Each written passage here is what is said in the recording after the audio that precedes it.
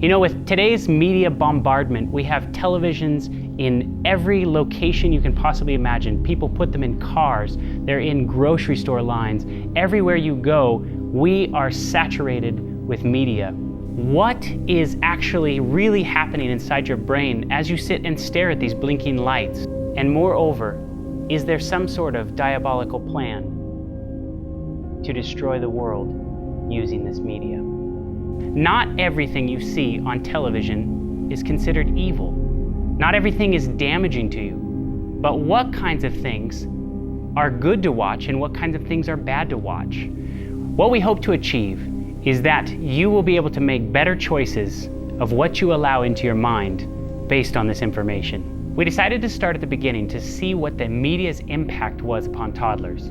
There are many studies bubbling to the surface why children should not watch television. Hi everyone, a new study found that 40% of 3-month-olds are regular TV watchers. Would you believe that 1/3 of all 3-year-olds in America have a TV in their bedrooms? No, I can't believe it. Yeah, it's kind of disturbing. Did you know the average child spends nearly 45 hours a week watching TV or using other types of media, such as a computer?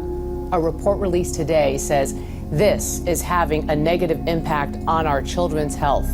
By the time they're toddlers, 90% are tuning in. That may be good news for the founders of a 24/7 channel for babies, but guess what? It's bad news for our kids. Research gives parents more reason to keep infants and toddlers away from television.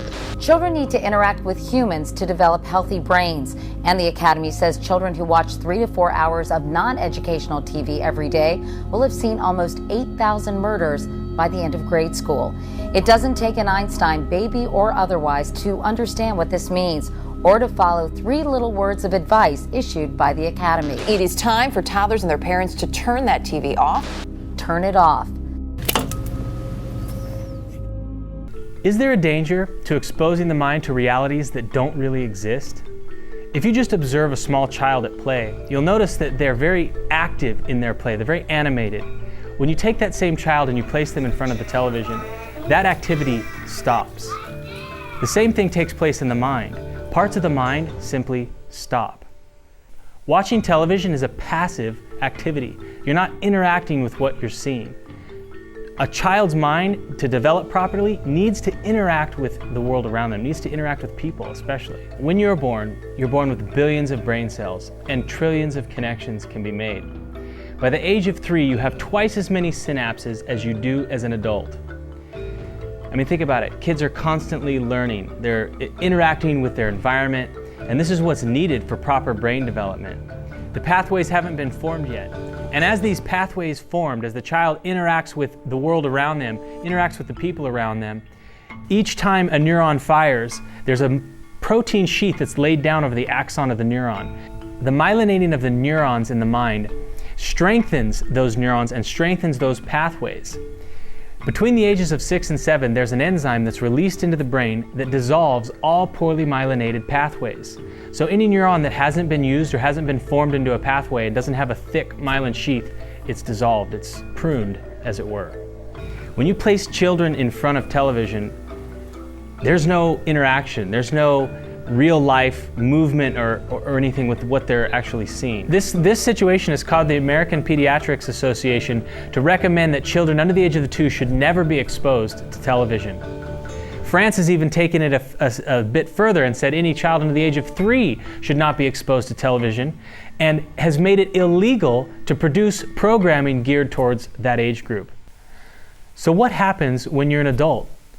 When you're watching television, you're essentially staring at a blinking light, much like the mice in Christakis' experiment. If you've ever experienced a mind fog after watching television, you're not alone.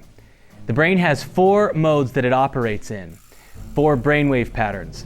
Delta is when you're deep asleep, theta is when you're in light sleep, alpha is awake but relaxed. It's the mode of thinking that you are in when you're in the most heightened state of suggestibility. And then there's beta, the highest functioning mode, like when you're reading a book or you're having a very stimulating conversation. In 1969, Herbert Krugman did a study where he found that in less than 60 seconds, the human brain switched from beta brainwave patterns, those exhibited during logical thought, to alpha brainwave patterns. Alpha is not a bad brainwave pattern to be in, but when you're in that brainwave pattern a lot of the time. And if you look at the averages of how much people are watching television, this just leaves the mind unfocused and unable to concentrate. Researchers have said that watching television is similar to staring at a blank wall for several hours. Robert Kuby did a study which appeared in Scientific America in 2002. Looking at how people experienced television in the flow of their everyday life. And we used a beeper technology where we would beep people at intervals, and they would write down what they were doing, how they were feeling, and so on. And I was able to look at this stuff, and I was able to show and demonstrate like what kinds of days people experienced when they would watch more at night. And the answer to that was they felt not very good at work. They had a really bad day at work. I found that people who didn't have a good tolerance for what I called unstructured time watched more TV. And I would say this is probably true for use of the internet too. If you don't feel comfortable with yourself and you need to fill up that time when you're by yourself and you don't have anything else to do, then what are you going to do? You're going to gravitate to the easiest, most inexpensive medium that was ever invented, which is virtually free, television, and fill up your mind with something else. So it's a kind of form of escapism.